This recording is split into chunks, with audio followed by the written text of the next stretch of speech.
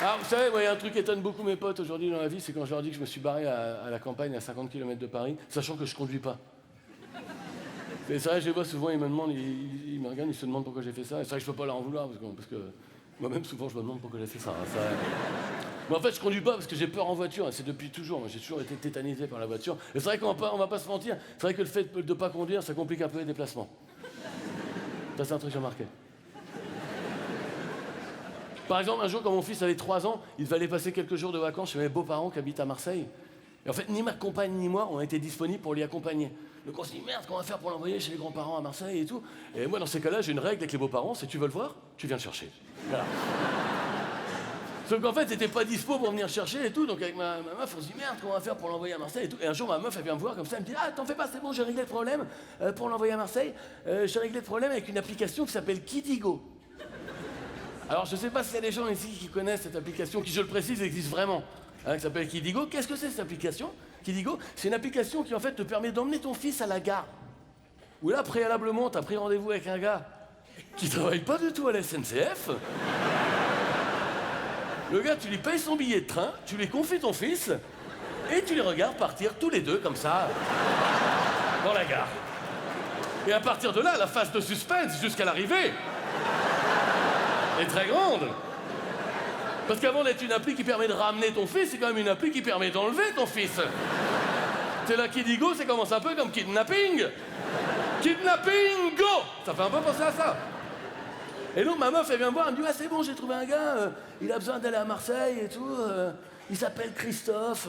Et donc là, je dis à ma meuf, je dis, mais on est d'accord que ce gars-là, mais on ne sait pas du tout qui c'est. Et alors elle me dit, alors t'en fais pas, c'est bon, j'ai regardé, il a 4,8. Je fais, oh bah ouf! Ah bah comme me voilà franchement rassuré. Alors évidemment, l'application, elle te donne le numéro de téléphone du gars, tu vois, pour que tu puisses l'appeler avant, tu vois, faire un peu connaissance, tu vois, savoir ce que font ses parents comme métier, je sais pas.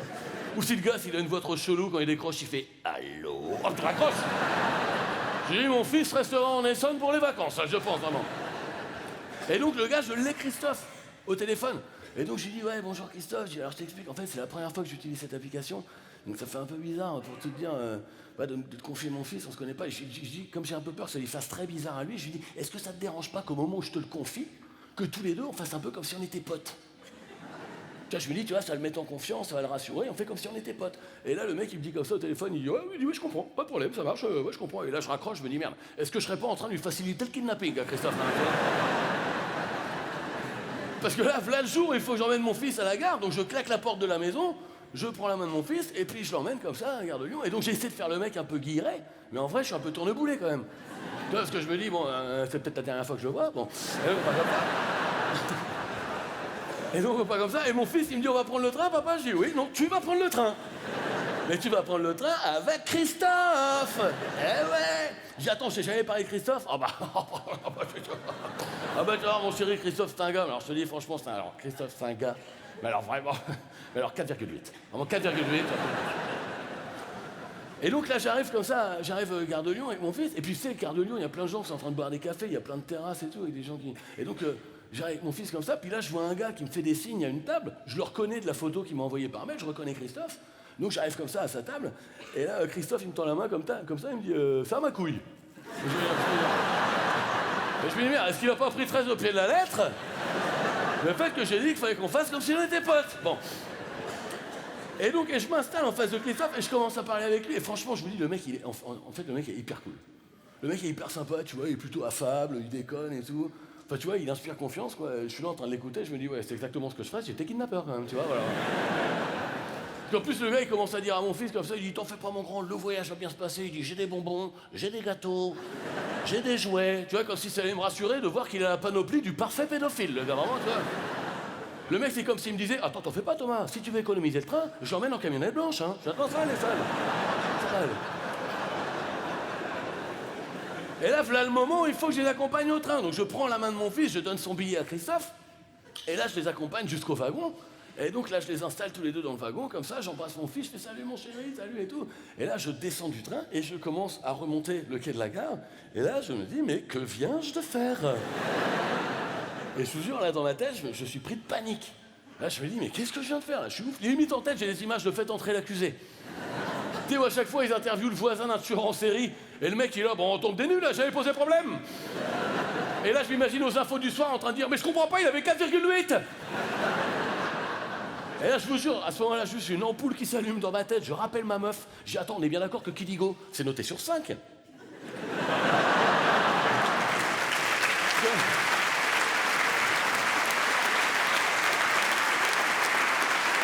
Parce qu'on n'avait pas parlé des notes. Et donc ma meuf, elle me dit, mais pourquoi tu me dis ça? Je dis, mais attends, qu'est-ce qu'il nous dit que le mec, il a pas fait plein de voyages avant, histoire d'accumuler une super bonne moyenne sur l'application, et qu'aujourd'hui, paf, il décide de passer à l'action. J'ai dit, si j'étais pédophile, c'est exactement ce que je ferais. Et là, ma meuf me dit, arrête de me dire tout ce que tu ferais si t'étais pédophile. J'ai rien d'accord. Un point pour elle. Non. Et là, je vous dis, et là, elle me dit comme ça, elle me dit, attends, en plus, rassure-moi, parce que là, il est 32, normalement, le train partait à 37. Elle me dit, attends, rassure-moi, t'as bien attendu de regarder le train sortir de la gare, quand même, avant de me téléphoner. Et donc, moi, alors, ce qui ne veut pas dire oui. Hein, bon, voilà, et là, je vous jure, je raccroche, et là, je retourne dans la gare de Lyon, mais en panique totale. Et là, je commence à courir partout dans la gare comme ça. Et le problème, quand t'es dans une gare, c'est que tu peux pas aller voir les gens en disant comme ça, excusez-moi, je cherche peut-être le kidnappeur de mon fils. Parce que les gens, ils vont être là, mais t'es kidnappé ou pas? Et toi, t'es là, peut-être. Mais c'est vrai que c'est flou comme info, c'est flou. Et là, je vous jure, je suis comme ça, en panique totale, comme ça. Et là, je vous jure, à un moment, je suis en train de dévisager tous les gens dans la gare. Et je vous jure qu'à un moment, le temps s'arrête. Qui je vois planté tout seul, au milieu de la gare, avec son sac à dos posé à ses pieds, en train de regarder tranquillou bilou son téléphone, je vois Christophe. Donc là, autant vous dire, alors que descente d'organes. Et je vous jure, mais sans me soucier une seconde de ce que m'ont pensé les gens dans la gare, je vous jure, je me mets à hurler dans la gare. Et je fonce vers Christophe en étant « Putain, Christophe ! Et là, je vous jure que c'est vrai. Le mec se retourne vers moi comme ça. Et en fait, c'était pas du tout Christophe. Voilà. Ah non, mais...